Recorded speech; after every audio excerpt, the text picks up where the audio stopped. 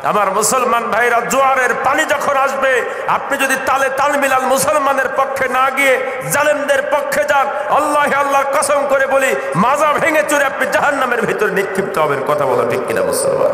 তো যাই কাজ করি না কেন, আল্লাহ পাক আমাকে সম্মুখ সমরে দেখতে পাচ্ছেন, এটা মাঝে মাঝে আমরা ভুলে যাই। শুধু মনে থাকে রমজান মাসে। রমজান মাসে তারিখর, বিড়িখোর, গাঁজাখোর, ইয়াবাখোর, বাবাখোর, মদখোর, জুয়াখোর আছে না নাই? যদি রোজা রাখে, আচ্ছা বলেন তো, এই গাঁজাখোর, তারিখোর, বিড়িখোর যাই বলেন না কেন, এ রোজার দিন পানি খায়? পানি খায়? আমি তো গাঁজাখোর, সমস্যা নেই, আমি পানি খাইলে কি যায় আসে? উনি রোজা রেখেছেন, উনি পানিও খায় না, কারণ তিনি ভালো করে জানেন যে আমি যদি পানি খাই তাহলে পৃথিবীর কেউ যদি দেখতে না পায়, একজন দেখে, তিনার নাম কি? একটু জোরে বলেন, তিনার নাম কি? আচ্ছা, তিনি কি শুধু রমজান মাসেই দেখেন না অন্যান্য মাসেও দেখেন? তিনি কি শুধু সূর্য এই সুবহে সাদিক থেকে শুরু করে নিয়ে মাগরিব পর্যন্ত দেখতে পান, না রাত্রি যখন গভীর হয় তখনও দেখতে পান? অনেকে মনে করে না, রমজান মাস ওই সুবহে সাদিক থেকে শুরু করে মাগরিব পর্যন্ত আল্লাহ দেখতে পান। ইফতার করার পরেও বাবারে বাবারে আর এক সেকেন্ড থামে না, সাথে সাথে দৌড় দিয়ে গেলে তাড়াতাড়ি একটা বিড়ি দে। সকাল থেকে মুস্টু চাইরি একদম বসে গেছে। কথা বলেন ঠিক কিনা? এরকম লোক আছে না নাই? ইফতার করার সাথে সাথে 5 মিনিট ধৈর্য ধারণ করে না, সাথে সাথে সিগারেটের প্রয়োজন হয়, সাথে সাথে মদ খায়, সাথে সাথে গাঁজা খায়। এইরকম লোক আপনাদের এলাকায় আছে না নাই? আমার মুসলমান ভাইরা, তাহলে ও কি বুঝাইতে চাইল? ও বুঝাইতে চাইলো যে মাগরিবের আগ পর্যন্ত আল্লাহ দেখতে পায়, মাগরিব পরে আর দেখতে পায় না। এটার নাম তাকওয়া? এটার নাম তাকওয়া না, বরং আল্লাহ সব সময় সর্ব অবস্থায় বান্দার খোঁজ রাখেন। কথা বলো ঠিক কিনা মুসলমান? সব সময় খোঁজ রাখছেন, এবং আল্লাহর সামনে দাঁড়িয়ে একদিন আমাদেরকে চূড়ান্ত বিচারের সম্মুখীন হতে হবে। আলাইসাল্লাহু বিআহকামিল হাকিমিন, সমস্ত বিচারকদের যিনি বিচার করবেন, তিনার নাম কি? আরো জোরে বলেন, নামটা একটু ডাক দিয়ে জোরে বলেন না। পবিত্র কালামে হাকিমের ভিতরে ডাক দিয়ে বললেন, গোলাম কুল্লাউ কানাল বাহার, এই পৃথিবীর সমস্ত সাগরের পানিগুলো যদি তোমরা কালি বানাও, আর যদি আল কোরআনের ব্যাখ্যা তাফসীর লেখা শুরু করে দাও, পৃথিবীর সমস্ত সাগরের পানিগুলো ফুরিয়ে যাবে। মা নাফিদাত কালিমাতুল্লাহ, আল্লাহর এই কোরআনের কথা লেখা শেষ হবে না। বলে সুবহানাল্লাহ। এই পৃথিবীর ভিতরে বড় বড় 5টা মহাসাগর আছে। আটলান্টিক মহাসাগর, ভারত মহাসাগর, প্রশান্ত মহাসাগর, এইভাবে করে বড় বড় 5টা মহাসাগর আছে। আমার মুসলমান ভাইরা, আটলান্টিক মহাসাগরের গভীরতা হচ্ছে 33,000 ফিট। বলে সুবহানাল্লাহ। 33,000 ফিট গভীরতা। প্রশান্ত মহাসাগরের গভীরতা 36,000 ফিট গভীর। এত বেশি পরিমাণে পানি সেখানে অবস্থান করছেন। এই পৃথিবীর সবচাইতে উঁচু জায়গা হলো মাউন্ট এভারেস্ট, হিমালয় পাহাড়। আমার মুসলমান ভাইরা, এই মাউন্ট এভারেস্ট উচ্চতায় একদম উঁচু সিংহদ্বার যেখানে, সেটা হচ্ছে 29,000 ফিট। বলে সুবহানাল্লাহ। হিমালয় পাহাড়, মাউন্ট এভারেস্ট, সমস্ত পাহাড়টা যদি তুলে নিয়ে এসে প্রশান্ত মহাসাগরের উপরে ছেড়ে দেওয়া হয়, সমস্ত পাহাড়টা ডুবে যাবে। আরো 7,000 ফিট পানি উপরে থাকবে। বলে সুবহানাল্লাহ। আল্লাহ পাক ডাক দিয়ে বললেন, গোলামেরা, পৃথিবীর সমস্ত পানিগুলো যদি তোমরা কালি বানাও, বড় বড় মহাসাগরের পরে এরপরে আছে সাগর। সাগর আছে না নাই? আমার মুসলমান ভাইরা, সাগর আছে 66 খানা। সাগরের পরে উপসাগর আছে না নাই? উপসাগর আছে 152টি। বাংলাদেশে কক্সবাজারে যেই সাগরটি আছে, বঙ্গ উপসাগর, এটা কোনো সাগর নয়, এটা কোনো মহাসাগর নয়, এটা হচ্ছে বঙ্গ উপসাগর। বলে সুবহানাল্লাহ। এইরকম উপসাগর আছে 152টি। ছোট বড় পদ্মা, মেঘনা, যমুনা, ছোট বড় নদী-নালা প্রায় 1200-এর উপরে। আমার মুসলমান ভাইরা, এই সমস্ত পানিগুলো যদি কালি বানানো হয়, সাবাআতু আবু হুরিব, আল্লাহ পাক ডাক দিয়ে বললেন, সমস্ত পানিগুলো যখন ফুরিয়ে যাবে, আরো যদি মহাসাগর 7টা সাগর জোট দেওয়া হয়, আর পৃথিবীর সমস্ত গাছগুলোকে যদি কলম বানানো হয়, শাজারাতু আকলামু ওয়াল বাহার। আমার মুসলমান ভাইরা, এই পৃথিবীর জমিনে গাছ আছে কতগুলো। এই পৃথিবীর সবচাইতে বড় জঙ্গলের নাম হলো আমাজন জঙ্গল, ফরেস্ট। আমাজন জঙ্গলের ভিতরে এমনও জায়গা আছে শত শত মাইল চলে যাবে কিন্তু সূর্যের আলো পতিত হয় না জমিনের ভিতরে। এমনও জায়গা আছে শত শত মাইল চলে যাবে, একটা বানর হাঁটতে থাকবে, একটা লাফ দিতে হবে না, ঝাঁপ দিতে হবে না। আবার মুসলমান ভাইয়েরা, শত মাইল পার হয়ে চলে যাবে। এরকম পৃথিবীর সমস্ত গাছগুলোকে যদি কলম বানাইতে থাকো আর যদি লিখতে থাকো, সাবাতু আবহুরিম, পৃথিবীর সমস্ত পানিগুলো শেষ হয়ে যাবে। আরো 7টা মহাসাগর যদি তোমরা জোর দাও, একটা মাত্র কালাম, সেটা হচ্ছে আল কোরআন। সুবহানাল্লাহ বলতে পারেন নাই? আল কোরআনের কথা যদি তোমরা লিখতে থাকো, মা নাফিদাত কালিমাতুল্লাহ, আল্লাহর কোরআনের কথা লিখে শেষ হবে না। আল্লাহু আকবার। কি শিখেছেন আর কি শুনেছেন? আল্লাহর কোরআন থেকে যদি খালি কথা বলা হয়, কোরআন নিয়েই শুধু কথা বলা যাবে 2 ঘন্টা। আলহামদুলিল্লাহ বলেন। আসুন, আমি আপনাদের মাঝে যে আয়াতটি তেলাওয়াত করেছি, আয়াতকে সামনে নিয়ে স্বল্প সময় কথা বলবো, যেহেতু আপনাদের উপস্থিতি কম। স্বল্প সময় কথা বলবো, রমজানের আগের দিন পর্যন্ত কথা বলতে হবে, আল্লাহ যদি আমাকে সুস্থ রাখেন ইনশাআল্লাহ। সম্মানিত উপস্থিতি, আল্লাহ পাক রব্বুল ইজ্জত ওয়াল জালাল সূরাতুল বনি ইসরাঈল, বনি ইসরাঈলের 26 নম্বর আয়াতে আল্লাহ পাক বলছেন, ওয়া আতি যাল কুরবা হাক্কা ওয়াল মিসকিনা ওয়া ইবনাস সাবিল, আত্মীয় স্বজন তার হক দান করো, নিকট আত্মীয় যারা আছে তাদের হক দান করতে হবে। সম্মানিত উপস্থিতি, আর অপব্যয় করা যাবে না। আজকের আলোচনার টপিক আমার হচ্ছে হকুল্লাহ এবং হকুল ইবাদ। একটা হচ্ছে হকুল্লাহ আর একটা হচ্ছে হকুল ইবাদ। এই যে হকুল্লাহ এবং হকুল ইবাদ কি, এইটা জানার প্রয়োজন আছে না নাই?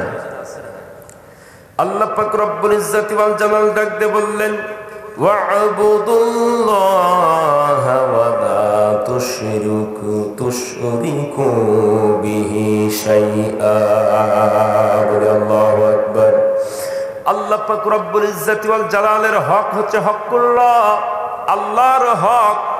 তিনি তোমাকে চোখ দিয়েছেন, তিনি তোমাকে সৃষ্টি করেছেন, হার্ট দিয়েছেন, কিডনি দিয়েছেন, হাত দিয়েছেন, পা দিয়েছেন।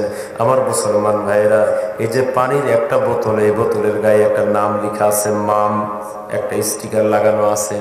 এরপরে এই যে আমি যে মাউথ পিস দিয়ে কথা বলছি, এখানে তার নাম লেখা আছে না নাই? ক্যামেরা আছে, ক্যামেরার গায়ে নাম লেখা আছে। মোবাইল ফোনের পিছনে কোন কোম্পানির মোবাইল নাম লেখা আছে, প্রত্যেকটা জিনিসের নাম লেখা থাকে না থাকে না?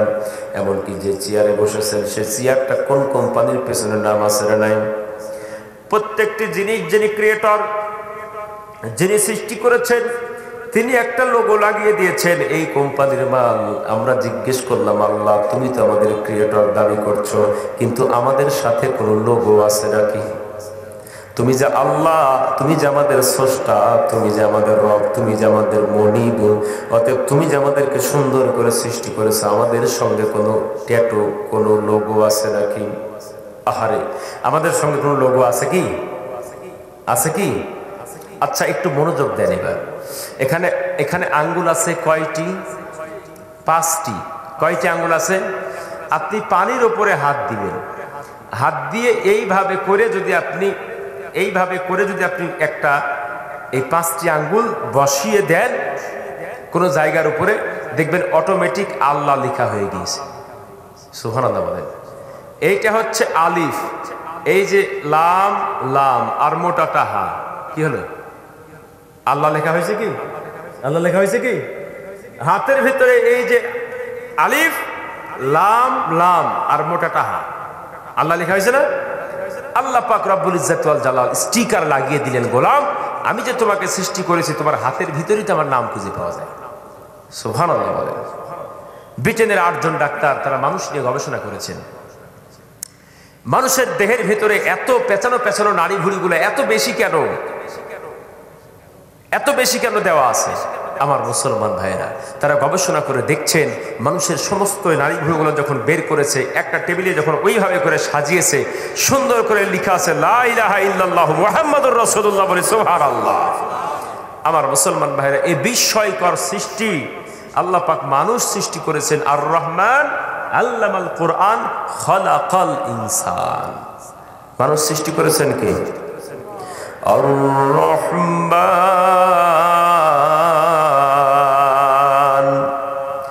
আল্লামাল কোরআন খালাকাল ইনসান আল্লামাহুল বায়ান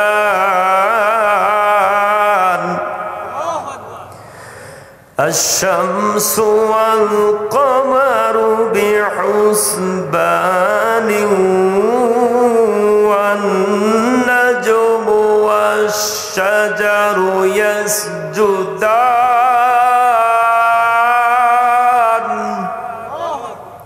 আল্লাহ পাক ডাক দিয়ে বললেন, গোলামেরা আমি তোমার রব, আমি তোমার স্রষ্টা। তোমার হাতের দিকে তাকাও, তোমার দেহের ভিতরে তাকাও, আমি আল্লাহ কত সুন্দরভাবে তোমার সৃষ্টি করেছি। অতএব আমার সঙ্গে কাউকে তুমি শরীক করতে পারবে না। শরীক করা যাবে কি? এই জমিন আমি সৃষ্টি করেছি, শুধু তোমারই আমি সৃষ্টি করি নাই, এই জমিনটাও আমি সৃষ্টি করেছি। এই জমিনের ভিতরে নদী নালা খাল বিল আমি আল্লাহ সৃষ্টি করেছি। আসমানটারে আমি আল্লাহ সৃষ্টি করেছি। এরপরে আসমানের ভিতরে তারকা রাজি দিয়ে আমি আল্লাহ সুন্দর করে সৃষ্টি করে দিয়েছি।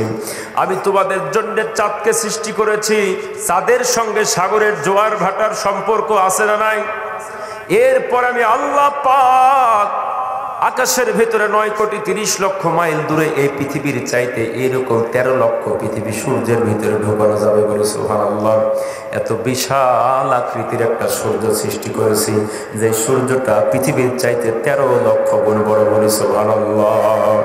আমি আল্লাহ তোমাদের জন্য হুয়াল্লাযী খালাকা লাকুম মা ফিল আরদি জামিয়া, পৃথিবীর সব কিছু আমি আল্লাহ তোমাদের কল্যাণের জন্য সৃষ্টি করেছি। চাঁদ তারা গ্রহ নক্ষত্র, আকাশ বাতাস চন্দ্র তারা পাহাড় নদী ঝর্ণা ধারা, যাবতীয় যা কিছু দেখছো মানুষ শুধুমাত্র তোমাদের কল্যাণের জন্য সৃষ্টি করেছি বলে সুবহানাল্লাহ।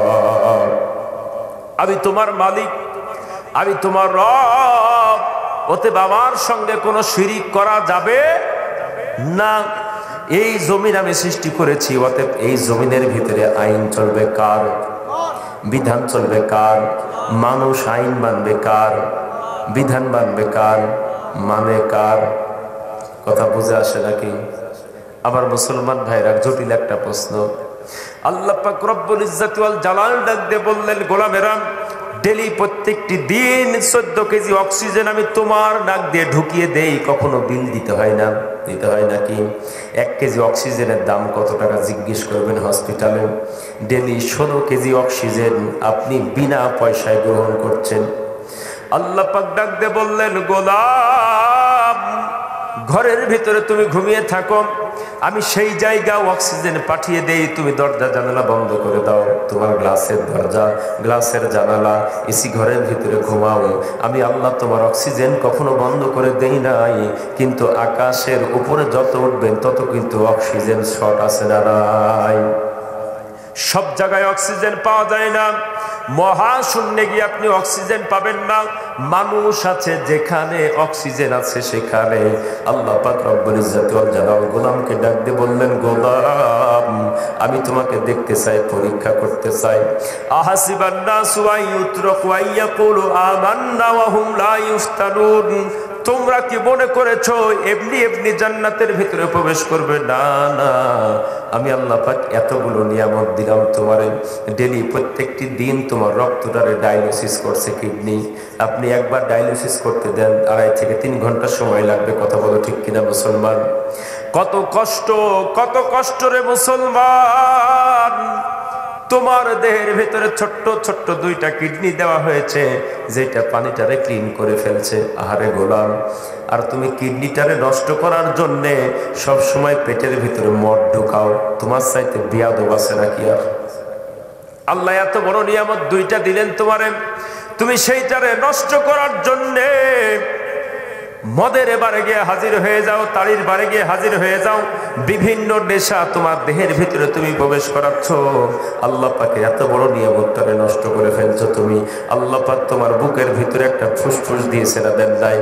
কত নিয়ামত! পৃথিবীর সমস্ত জাতগুলোকে প্রবেশ আপনার পরিষ্কার করার জন্যে আল্লাহ তাআলা একটা ফিল্টার দিয়েছেন, ফুসফুস দিয়েছেন। প্রতিনিয়তে ধুলা বালিগুলো যখন ভেতরে প্রবেশ করছে আল্লাহ পাক আবার ক্লিন করে হাসির মাধ্যমে বের করে দিচ্ছে। বলি সুবহানাল্লাহ। একবার যখন মানুষ হাসি দেয় 3000 জীবাণু বের হয়ে যায়। আরে 3000 জীবাণু বের হয়ে গেল। আল্লাহ পাক শিখিয়ে দিলেন গোলাম একবার যখন হাসি হবে আলহামদুলিল্লাহ পাঠ করবে। বলি সুবহানাল্লাহ। আমার মুসলমান ভাইরা, এমনও গোলাম পাওয়া যায় এই ফুসফুসটারে নষ্ট করার জন্য দিনে 50টা করে বিড়ি খায়, দিনে 50টা করে সিগারেট খায়, দিনে 2-3 প্যাকেট করে সিগারেট খায়। আল্লাহ পাক ডাক দিয়ে বললেন, গোলাম ফুসফুসটারে নষ্ট করে দিও না। আমি তোমাকে যে সময় দিয়েছি দুনিয়ার জমিনে, একটা বার যদি সুবহানাল্লাহ বলতে পারো আসমান থেকে শুরু করে জমিন পর্যন্ত আমি সওয়াব দিয়ে ভরাইয়া দিব। সময় নাই, সময় নাই। অতএব যতটুকু সময় তোমারে দুনিয়ার জীবনে দিয়েছি এই সময়টা মহামূল্যবান মনে করো। একটা বার যদি সুবহানাল্লাহ বলতে পারো গোলাম, জান্নাতের ভিতরে তোমার জন্য একটা বৃক্ষরোপণ করব, যে গাছের ছায়ার একটা শুধু ডাল 500 থেকে 700 বছর পর্যন্ত একটা তেজস্বী ঘোড়া দৌড়াইতে থাকবে, কিন্তু একটা ডালের ছায়া শেষ করতে পারবে না। বলি সুবহানাল্লাহ। তুমি যদি তোমার কিডনি দিলাম, চক্ষু দিলাম, হার্ট দিলাম, ফুসফুস দিয়ে দিলাম গোলাম, তুমি যদি সব পার্টসগুলো নষ্ট করে দাও, তুমি যদি মালিকরে না ডাকতে পারো, তুমি যদি সুবহানাল্লাহ বলতে না পারো, আলহামদুলিল্লাহ বলতে না পারো, একদিন কিন্তু তোমার সময় শেষ হয়ে যাবে। সেদিন আফসোস করে কোনো লাভ হবে না। আল্লাহ কোরআনে ডাক দিয়ে বললেন, গোলাম মৃত্যুর পরে ডাক দিয়ে বলবেন, ওয়াহুম ইয়াস্তারিখুনা ফিহা রাব্বানা আখরিজনা না'মাল সালিহান গায়রাল্লাযী কুননা না'মাল। আহারে ওগো মালিক, বুঝতে পারি নাই, ভুল করে ফেললাম, আরেকবার দুনিয়ার জমিনে পাঠাও। আরেকটা বার যদি দুনিয়ার জমিনে পাঠাইতে পারো, ঘুম চোখ থেকে সরাইয়া ফেলবো, রাত্রিবেলায় ওযু করে যাই নামাজে দাঁড়ায়া যাব, আর কখনো সুন্দরী সুরসুরী উপসী স্ত্রী নিয়ে ঘুম দেব না। আমাকে তুমি একটা বার দুনিয়ার জমিনে পাঠায় দাও। আগে যে নেশা করেছি, আগে যে জুয়া খেলেছি, আগে যে সুদ খেয়েছি, অন্যায় করেছি, গান বাদ্যযন্ত্র ব্যবহার করেছি, আর কোনো পাপের কাজ করব না। শুধুমাত্র তোমার গোলামি করব, তোমার নাফরমানি করব না। আল্লাহ পাক ডাক দিয়ে বলবেন, আওয়ালাম নুআম্মিরুকুম, গোলাম আমি তোমাদেরকে সুযোগ দেই নাই, সময় দেই নাই, সব তো দিয়েছিলাম, কাজে লাগাইতে পারো নাই, অতএব দ্বিতীয়বার ফিরে যাওয়ার মতো আর সুযোগ নাই। চান্স একবারই। কথা বলেন ঠিক কিনা? অতএব আজকে যারা এখনো শুয়ে আছেন ঘরের ভিতরে, বাবা এই তো কিছুক্ষণ পরে মাইনুল ইসলাম বিলালি চলে যাবে, সর্বোচ্চ আধা ঘন্টা। যদি একটা কথা আপনার হেদায়েতের জন্য কাজ করে, কাল কিয়ামত পর্যন্ত একটা কথাই আপনাকে জান্নাত পর্যন্ত পৌঁছে দিবে। বলি সুবহানাল্লাহ। আমার মুসলমান ভাইরা, তাহলে হক্কুল্লাহ হচ্ছে আল্লাহর সাথে কাউকে শিরিক করা যাবে না। আজকে মানুষ মোহের ভিতরে পড়েছে। আচ্ছা আপনি বলেন তো, এই দেহের ভিতরে আইন চলে কার? আপনি যদি আপনার পাকস্থলীকে বলেন, এই পাকস্থলী আমি রাত্রিবেলাইতে একটা আপেল খাবো, সকালবেলা আপেল গোটা চাই, খবরদার হজম করবি না, আপনার কথা শুনবে কি? আপনি হার্টকে বলেন, এই স্টপ, থেমে যাও, পাম্পচিং করো কেন, লাফাও কেন, থামো, হার্ট কি আপনার কথা শুনবে? আচ্ছা হার্ট এখানে আপনার কথা শুনছে না, আপনার আইন মানছে না, তাহলে বুঝতে হবে অন্য কারো কথা সে শুনছে, ঠিক কিনা? অন্য কারো আইন আপনার দেহের ভিতরে চলছে। তাহলে আপনার বিবেক দিয়ে খুঁজে বের করতে হবে ইব্রাহিম আলাইহিস সালাতু ওয়াস সালামের মতো, যে আমার দেহ যেহেতু আমার কথা শোনে না, অতএব আমার দেহে যিনি আইন ফিট করেছেন সেই সত্তাটা কি, এটাকে খুঁজে বের করা আপনার দায়িত্ব। 2 নাম্বার দায়িত্ব হলো, যেই সত্তা আমার দেহে আইন ফিট করেছে, যেই সত্তা আমার দেহে তার আইন পরিচালনা করছেন, সেই সত্তা আমাকে নিয়ামত দিয়েছেন, এত কিছু দিয়েছেন, সেই সত্তা আমাকে কি কোনো দায়িত্ব দিয়েছেন কোন পথে চলতে হবে কিনা? এটা খুঁজে বাইর করতে হবে। এতগুলো নিয়ামত দিলেন আল্লাহ, আমাকে কি এই সম্পর্কে কেউ জিজ্ঞেস করবে কিনা, সেই মালিক জিজ্ঞেস করবে কিনা, এটা খুঁজে বাইর করা কিন্তু আপনারই দায়িত্ব। কথা বলেন ঠিক কিনা? আমার দেহে আমার আইন চলে না, কিন্তু আমি আবার আইন দিয়ে মানুষকে পরিচালিত করি। নাউজুবিল্লাহ। আল্লাহ পাক এই সকল শিরক থেকে আমাদেরকে হেফাজত করুন, সকলে বলে আল্লাহুম্মা আমিন। তাহলে আল্লাহ পাক ডাক দিয়ে বললেন, আল্লাহর হক হচ্ছে আল্লাহর সাথে শিরিক করা যাবে। ইন্নাহু মা ইউশরিক বিল্লাহি ফাকাদ হারামাল্লাহু আলাইহিল জান্নাহ। যে ব্যক্তি শিরিক করবে আল্লাহ পাক তার জন্য জান্নাতটাকে হারাম করে দেবেন। তাহলে এক নম্বরে শিরিক করা যাবে না। আর আল্লাহ পাকের হক হচ্ছে আল্লাহর প্রতি ঈমান আনা। আল্লাহর প্রতি কি? ঈমান আনা। ভাই, 2 নম্বর হক হচ্ছে নামাজ আদায় করা। কি করা? নামাজ আদায় করা। এরপরে হক হচ্ছে রমজান মাসে রোজা রাখা, অর্থ কড়ি থাকলে যাকাত দেওয়া। আমার মুসলমান ভাইরা, এরপরে দান সদকা করা, এগুলা হচ্ছে কি? আল্লাহ পাকের হক। এখন আল্লাহর হকের পাশাপাশি বান্দার হকও আছে না নাই? এই বান্দার হক আছে না নাই? আল্লাহর হক যদি আপনি নষ্ট করেন আল্লাহ মাফ করতে পারেন, কিন্তু বান্দার হক আপনি যদি নষ্ট করেন, বান্দা যদি মাফ না করে, এইটা কখনো মাফ হইতে পারে না। আল্লাহ পাক রব্বুল ইজ্জত ওয়াল জালাল ডাক দিয়ে বললেন, বান্দার হক এটা বান্দার সাথে সম্পর্কিত। আপনি বান্দার হক যদি ঠিকঠাক মতো বুঝতে দেন, কাল কিয়ামতের ময়দানে আল্লাহ আপনারে মাফ করতে পারবেন না। বান্দার হক হচ্ছে বান্দার সাথে সুসম্পর্ক রাখা। প্রত্যেকটি বান্দার সাথে সুসম্পর্ক রাখার প্রয়োজন আছে না নাই? এরপরে লেনদেনের ক্ষেত্রে জবান ঠিক রাখা। আজকে লেনদেন করে টাকা যখন ধার নেয়, তখন ধার নেওয়ার সময়তে কত আদর করে দুধ চা খাওয়ায়। কথা বলেন ঠিক কিনা? দুধ চা খাওয়ায়, পান খাওয়ায়, সিগারেট খাওয়ায়। টাকা যখন দেওয়ার সময় হয়, ওরে হারিকেল জেলে খুঁজে পাওয়া যায়। এরকম লোক আছে না নাই? আচ্ছা আপনি বলেন তো, এটা বান্দার হক নষ্ট করলেন নাকি করলেন না? এজন্যে বান্দার হক লেনদেনের ক্ষেত্রে আপনাকে সামঞ্জস্য রাখতে হবে। এখানে বান্দার হক নষ্ট করা যাবে। এরপরে আমানতের খিয়ানত করা যাবে না। আমানতের খেয়ানতকারী কি? মুনাফিক। আমানতের খেয়ানত করা যাবে কি? আপনাকে আল্লাহ পাক একটা গুরু দায়িত্ব দিয়েছেন, আপনাকে মসজিদের সভাপতি বানিয়েছেন, মসজিদের সেক্রেটারি বানিয়েছেন, আপনাকে ইউনিয়নের মেম্বার বানিয়েছেন, আপনাকে চেয়ারম্যান বানিয়েছেন, আপনাকে পৌরসভার মেয়র বানিয়েছেন, আপনাকে সিটির মেয়র বানিয়েছেন, আপনাকে এমপি বানিয়েছেন, মন্ত্রী বানিয়েছেন, গোটা দেশের মানুষের আমানতদার আপনাকে বানিয়েছেন। আপনি নিজেকে কখনো মনে করেন না যে আমি বড় নেতা, বরং আপনি মনে করবেন যে আপনি জনগণের গোলাম। কথা বলেন ঠিক কিনা? আপনি যদি মনে করেন যে আমি বস, মরিছেন আপনি হলেন জনগণের গোলাম। কারণ আপনি গোলামি করার জন্য স্বীকৃতি দিয়েছেন, আমি তোমাদের গোলামি করতে চাই, তোমাদের যে আমানত আছে এটা আমার কাছে রক্ষা করতে চাই আমি, এই দায়িত্ব তোমরা আমারে দাও। ঠিক কিনা? এই দায়িত্ব যদি পালন করতে ব্যর্থ হয়ে যান, কাল কিয়ামতের ময়দানে মনের অজান্তেও যদি একটা পয়সা ঢুকে যায় পেটের ভিতরে, হাসরের ময়দানে চোরের কাতারে দাঁড়াতে হবে। হাদিস শরীফে আসছে, যিনি গরু চোর মাথায় থাকবে গরু, যিনি বরকি চোর তার মাথার উপরে থাকবে ছাগল, ছাগল ভ্যা ভ্যা করবে। হাদিসে ভ্যা ভ্যা শব্দটা আসছে। আলহামদুলিল্লাহ। আমার মুসলমান ভাইরা, ইট চোর, বালু চোর, খোয়া চোর, রড চোর বাংলাদেশে আছে না নাই? কাল কিয়ামতের ময়দানে দেখবেন অনেক হাজি গাজি সবাই মাথার উপরে ইট বালু খোয়া নিয়ে উঠছে। আহারে, সেই দিনটা কেমন লাগবে? ভালো লাগবে কি? সেই দিন সবকিছু উন্মুক্ত হয়ে যাবে।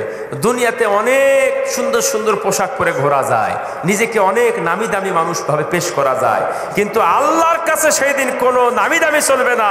আলাইসাল্লাহু বিআহকামিল হাকিমিন। সেই দিন বিচারক একটাই। যদি আপনি উলঙ্গপনা বেহায়াপনা জাতির সামনে করে থাকেন, কাল কিয়ামতের ময়দানে আল্লাহ পাক আপনাকে উলঙ্গ করেই ছাড়বে। ঠিক কিনা? এই জন্য আমানতের খেয়ানত করা যাবে কি? এটা হচ্ছে বান্দার হক। সম্মানিত উপস্থিতি, অন্যের মান সম্মান নিয়ে টানাটানি করা যাবে না। করা যাবে? একটা মানুষ আপনার সামনে উপস্থিত নাই, চায়ের দোকানে বসে তার নামে অহরহ গীবত আছে না? অহরহ গীবত। ইমাম সাহেব নামাজ পড়াইছে, ইমাম সাহেবের সম্পর্কে বাংলাদেশের সবচাইতে অনধিকার চর্চা। চায়ের দোকানে বসে বসে পাড়ায় মহল্লায় ইমাম সাহেবের দুর্নাম, এই মওজিন সাহেবের দুর্নাম, মসজিদ কমিটির দুর্নাম, আছে না নাই? মানে আমাদের কাছে হয়ে গিয়েছে একদম এই যে চাটনি, চিনেন চাটনি? হ্যাঁ, স্বাদ লাগে খাইতে। আমাদের কাছে যেন গীবতটা চাটনি হয়ে গিয়েছে। একটা মানুষ আরেকটা মানুষের সম্পর্কে গীবত না করলে আমাদের পেটের ভাতই হজম হয় না। কথা বলেন ঠিক কিনা?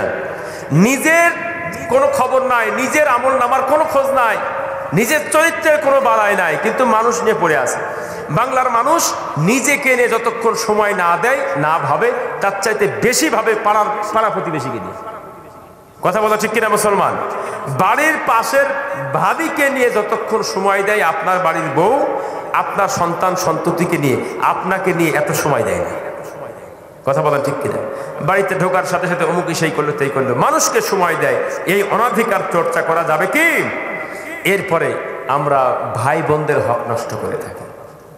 আহারে, এটা বড় খারাপ জিনিস। আমার মুসলমান ভাইয়েরা গভীর মনোযোগ।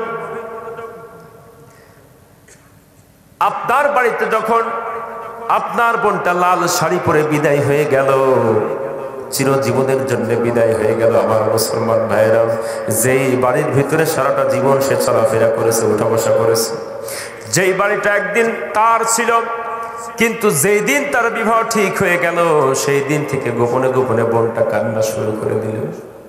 ভাই জিজ্ঞেস করে, বোন তুই কি বিবাহে রাজি না? কান্না করো কেন জানতে চাই। বোন কোনো কথাই বলতে পারে না, শুধু চোখের কোণায় জল। তার আর বুঝতে বাকি নাই, এই ঘরের ভিতরে জন্মগ্রহণ করেছিলাম, কিন্তু কবরটা হবে কোন জায়গায় বোন কিন্তু জানে না। নিজের আত্মীয় স্বজনদেরকে ছেড়ে দিয়া চলে যাচ্ছে অন্য কোনো জায়গায়, যেই মানুষদেরকে সে চিনে না, সে তাদের ব্যবহারটা কেমন, চলাফেরা কেমন, উঠা বসা কেমন, তাও কিন্তু বোন জানে না। বারবার চিন্তা করতে থাকে, আল্লাহ না জানি আমার সঙ্গে তারা কি ব্যবহার করে, আর বারবার দোয়া করতে থাকে। বিবাহের দিনটা যেদিন ঠিক হয়ে গেল, বাড়ির সবাই আনন্দ করে, কিন্তু বোন আনন্দ করতে পারে না। বোনের চোখের কোনায় মনের অজান্তে জল। বাড়িতে যেদিন বিবাহ ঠিক হয়ে গেল, বোন অঝর নয়নে কান্না শুরু করে। কথা বলো ঠিক কিনা মুসলমান? কান্না শুরু করে দিল। আর বাড়ির মহব্বত, ভালোবাসা, বাবার মহব্বত আর বুঝি ফিরে আসতে পারবো না। লাল শাড়ি পরে সে যে ঘর থেকে বের হয়ে গেল, তারপর থেকে জুলুম শুরু হয়ে যায়। আবার মুসলমান ভাইরা, রাস্তার পাশে বাবার জমি, সুন্দর ভিআইপি বাড়ি তৈরি করেছে। বাবা ওসিয়ত করে, মেয়েরে তোমার জন্য বিলের ভিতরে জমি রাখছি, একটা মাত্র ভাই তোমার, এই বাড়ি ভিটা তার নামে লিখে দাও। বোন কখনো কথা বলে না, একটা মাত্র ভাই, তাকে বাড়ি ভিটা লিখে দিতে হবে, সুন্দর সুন্দর জমিগুলো লিখে দিতে হবে। এরপরে যদি হঠাৎ বোনটা 2 দিনের জন্য বেড়াইতে এসেছেন, জিজ্ঞেস করে কি খবর, বাড়িতে কোনো গন্ডগোল হয়েছে কিনা, না জানি কোনো সমস্যা হয়েছে কিনা। মানে 5 দিন যে বাবার বাড়িতে থাকবে, সেই সৌভাগ্য আর বোনটার হয় না। কথা বলো ঠিক কিনা মুসলমান? আমার মুসলমান ভাইয়েরা, ভাইয়ের সন্তানেরা খালার প্রতি যতটুকু মহব্বত করে, ফুপুর প্রতি কিন্তু ততটুকু মহব্বত করে না। ভাইয়ের সন্তানেরা যখন ফুপুর বাড়িতে বেড়াইতে যায়, ফুপু শুধু মুখের ভিতরে হাত দিতে থাকেন, গায়ের ভিতরে হাত দিতে থাকেন।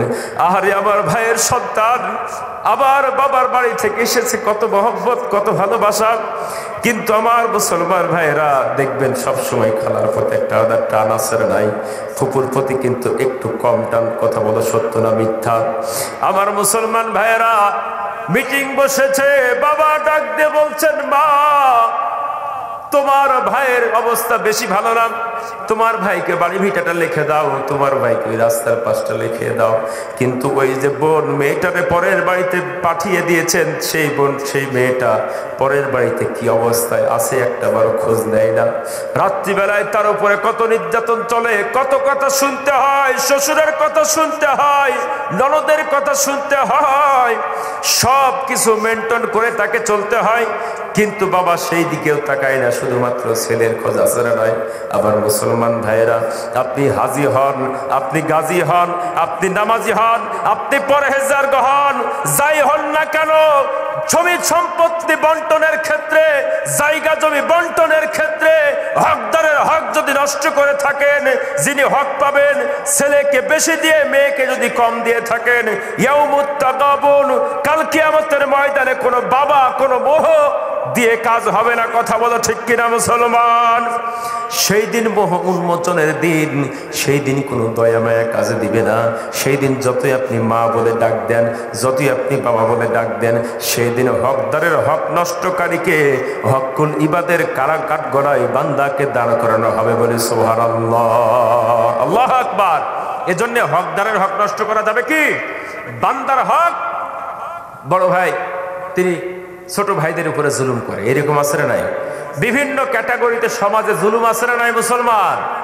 আমার মুসলমান ভাইরা, এই জন্যে আবার ছেলে নাই মেয়ে আছে, ভাতিজারা সম্পত্তি পাবে কোরআনের বিধান, এই জন্য আগে মেয়েদেরকে লিখে দেয়। আছে না নাই? এই সমাজের চিত্র এগুলো আছে না নাই?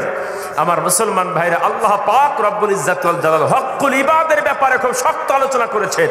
হকুল ইবাদ নষ্ট করা যাবে না। তুমি কত বড় পীর সাহেব হয়েছো, কত বড় হাজি হয়েছো, যে ঠিকঠাক মতো বন্টন করতে না পারো, কাল কিয়ামতের ময়দানে তোমাকে ডান্ডা বেড়ি দিয়ে হাজির করা হবে আদালতে। আমার মুসলমান ভাইরা, হকুল ইবাদ এটা বড় ভয়ঙ্কর একটা জিনিস। এরপরে আত্মীয় স্বজনের হক আছে না নাই? আল্লাহ পাক রব্বুল ইজ্জাত ওয়াল জালাল ডাক দিয়ে বললেন, তোমরা কি সুস্থতা চাও? দুনিয়াতে সুস্থ থাকতে চাও?